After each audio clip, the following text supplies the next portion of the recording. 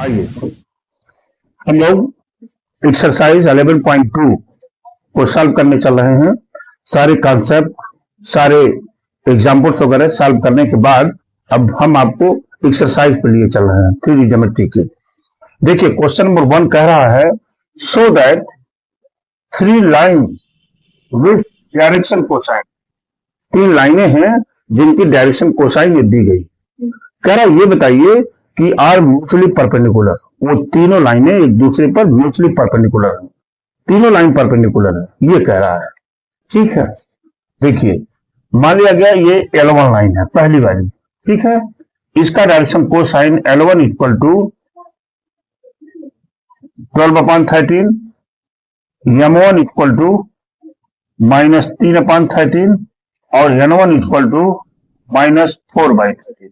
ठीक है, इसके बाद L2 लाइन, L2 लाइन का direction cosine L2 equal to 4/13, 12/13 और ये है M2 बराबर। ठीक है, N2 बराबर क्या है 3/13 दुर्गा जी। और L3 लाइन का L3 बराबर क्या है 3/13 और M3 बराबर -4/13 और M3 बराबर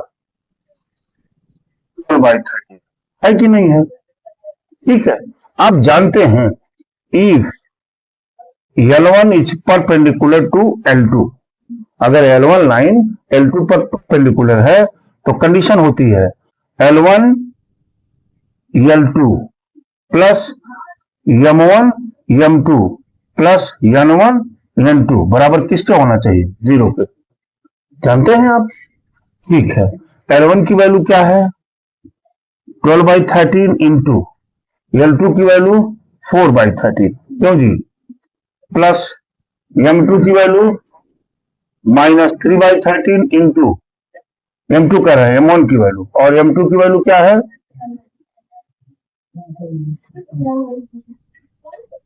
12/13।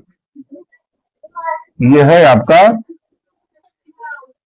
12/13 प्लस N1 की वैल्यू है -4/13 इंटू N2 की वैल्यू कितनी है 3/13, क्यों जी, 12×4 48 अपान 169 माइनस 36/169 माइनस 12/169। ये देखिए 48/169 माइनस 48/169 इक्वल टू किसके हो गया 0। Hence we can say that, क्या कह सकते हैं L1 परपेंडिकुलर टू L2। हो गया कि नहीं, क्यों जी। अब आइए if L2 perpendicular to L3, अगर L2 L3 के परपेंडिकुलर है तो क्या हो जाएगा L2 L3 plus M2 M3 plus N2 N3 बराबर किसके होना चाहिए 0 के। L2 की वैल्यू 4/13 इंटू L3 की वैल्यू 3/13 प्लस M2 की वैल्यू 12/13 इंटू M3 की वैल्यू -4/13 प्लस N2 की वैल्यू 3/13 इंटू 12/13। ठीक है दुर्गा जी, ये हो गया 12/169 प्लस में माइनस 48/169 प्लस 36/169, ये प्लस जुटेगा तो हो जाएगा 48/169 माइनस 48/169, ये किसके बराबर हो गया 0 के। Hence we can say that, क्या कर सकते हैं L2 परपेंडिकुलर टू L3। हो गया ना। अगली बात, if L1 perpendicular to L3 तो क्या हो जाएगा L1 L3 plus M1 M3 plus N1 n3 बराबर किसके होना चाहिए? 0 के। L1 की वैल्यू क्या है? 12/13 इंटू L3 की वैल्यू 3/13 प्लस M1 की वैल्यू -3/13 इंटू -4/13। क्यों जी? अच्छा, प्लस N1 की वैल्यू क्या है? -4/13 इंटू 12/13। ठीक है, तो कितना हो जाएगा? 36/169 प्लस 12/169 माइनस 48/169। ये देख रहे हैं 48/169 minus 48/169 equal to 0। Hence L1 perpendicular to L3. Hence we can say that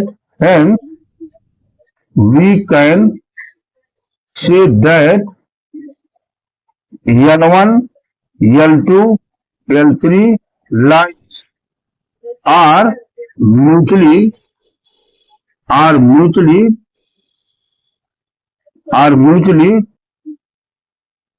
perpendicular to each other. देखिए कितना आसान क्वेश्चन था ये। ठीक है, जो आपने कॉन्सेप्ट को पकड़ कर रखा है उसी कॉन्सेप्ट से क्वेश्चन बता तो रहे हैं, इतना बढ़िया निकलेगा कि जिसकी क्या कहना। ध्यान से देखिएगा, एक show the line to the point. एक लाइन ऐसी है, मान लीजिए एक लाइन ये जिसको हमने कह दिया कि ये AB लाइन। ठीक है, ये किससे पास हो रहा है? 1, -1 और 2 से। अब B किससे? 3, 4, -2 दुर्गा के पास हो रहा है। यहाँ एक और लाइन है, मान लीजिए क्या है? C और D। ये किससे पास हो रहे हैं? 0, 3, 2 से और 3, 5, 6 से। ठीक है, ये दो लाइनें ऐसे पास हो रही हैं। ये कह रहे हैं कि आप यह प्रूव करिए कि ये दोनों लाइनें एक दूसरे पर परपेंडिकुलर होंगी। ये दोनों लाइनें एक दूसरे पर परपेंडिकुलर होंगी। परपेंडिकुलर प्रूव करने का आपके पास यही कंडीशन है, A1 A2 plus B1 B2 plus C1 C2 equal to 0। या अगर डायरेक्शन कोसाइन दिए गए हैं तो L1 L2 plus M1 M2 plus N1 N2 equal to 0। ये कंडीशन आपकी। ठीक है, आप जान रहे हैं कि अगर मैं ये निकालना चाहूं direction ratio of AB line, अगर मैं AB लाइन का डायरेक्शन रेशियो निकालना चाहूं तो A1 equal to B1 equal to और C1 इक्वल टू 3 में से आप 1 को घटाएंगे। 3 - 1 बराबर 2। क्यों? 3 - 4 + 1 इक्वल टू 5। क्यों? और यहां से -2 इक्वल टू -4। ये इसके डायरेक्शन रेशियो हो गए। क्यों? अब आगे की बात हम यहां कर लेते हैं। Direction ratio of BC line. BC line का डायरेक्शन रेशियो निकालिए। A2, हाँ CD लाइन, आप CD लाइन का डायरेक्शन रेशियो निकालिए। A2 B2 और क्या? C2। बात समझ रहे हैं? 3 में से 0 गया 3, 5 में से 3 गया 2, 6 में से 2 गया 4। मिल गया कि मिल गया? अब डायरेक्शन रेशियो आ गए। तो देखिए, मान लीजिए ये कौन सी L1 लाइन है, ये कौन सी line? L2 line. If L1 perpendicular to L2 then क्या होता है? A1 A2 plus B1 B2 plus C1 C2 equal to 0 होना चाहिए ना ये। तो अब आइए 2 3 कितना हो जाएगा? 2 × 3 plus 5 × 2 plus C1 C2 -4 × 4, 2 3 6 plus 5 × 10 -16, ये 10 होगा। 10 से 16 - 16 इक्वल टू 0। आ गया कि नहीं आ गया?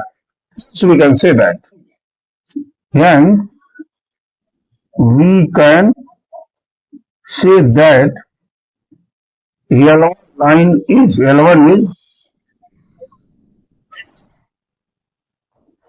perpendicular to L2 अथवा L1 perpendicular to L2. This is proof. देख पा रहे होंगे कितना आसान है ये क्वेश्चन. थोड़ा सा आपको फॉर्मूले को कॉन्सेप्ट को पकड़ने की जरूरत है बस. देखिए, so that the line through the point इतना एंड इतना is parallel to the line through the point इतना एंड इतना. बात वही कह रही है. आइए देखिए, मान लीजिए ये कोई एबी लाइन है, ठीक है. ये किससे पास है? 4, 7, 8 और 2, 3, 4 से पास हो रहा है. दूसरी लाइन पास हो रही है बीसी. मान लीजिए ये बीसी ने सीडी ले लीजिए, ये सीडी ले लीजिए. सीडी ले रहे हैं, किससे पास हो रहा है? -1, -2 और 1 से. और दूसरा कितना है? 1, 2, 5 से पास हो रहा है. ठीक है, ये लाइन दोनों पास हो रही है. आपको ये प्रूव करना है कि ये दोनों लाइनें पैरेलल है. ठीक है, ये दोनों लाइनें क्या है? पैरेलल. बड़ी अच्छी बात. आइए लिखेंगे drs ऑफ AB. drs माने डायरेक्शन कोसाइन. शॉर्टकट बताए थे आपको. यहां से A1 इक्वल टू 2 में से 4 गया -2. B1 इक्वल टू 3 में से 7 गया -4. और C1 इक्वल टू 4 में से 8 गया -4. ठीक है, यहां निकालेंगे हम drs ऑफ CD. यहां से हो जाएगा A2 इक्वल टू, इसमें से इसको माइनस किया 2, इसमें से इसको माइनस किया 2 और इसमें से इसको माइनस किया 4. C3 equal to 4. क्यों? ये मिल गया. अब ये क्या कह रहे हैं? लिखेंगे ये लाइन आप L1 ले लीजिए, ये लाइन क्या ले लीजिए? L2. आप जानते हैं if L1 parallel to L2 then, अगर L1 L2 के पैरेलल है तो कंडीशन होनी है A1 upon A2 equal to B1 upon B2 equal to C1 upon C. होगी ये? अरे भाई यही तो पैरेलल कंडीशन है.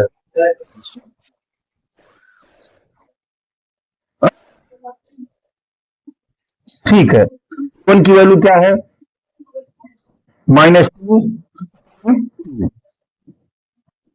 B1 की वैल्यू क्या है?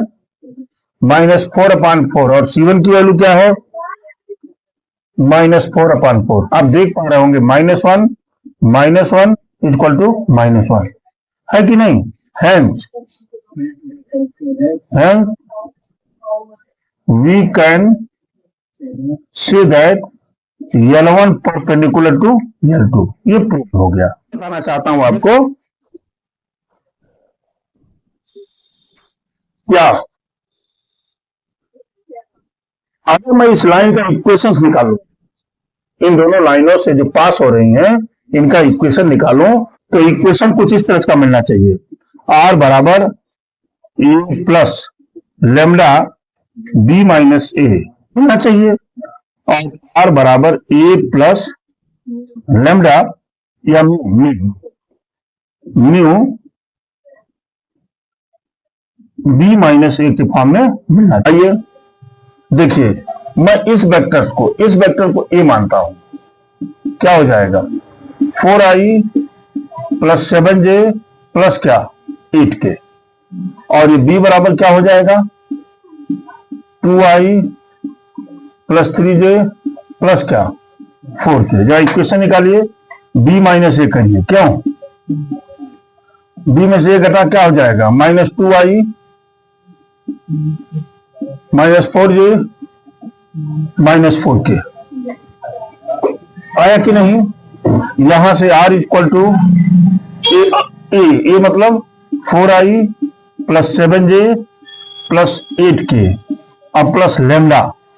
B माइनस ए का मतलब ये होगा कि नहीं? -2i -4j -4k.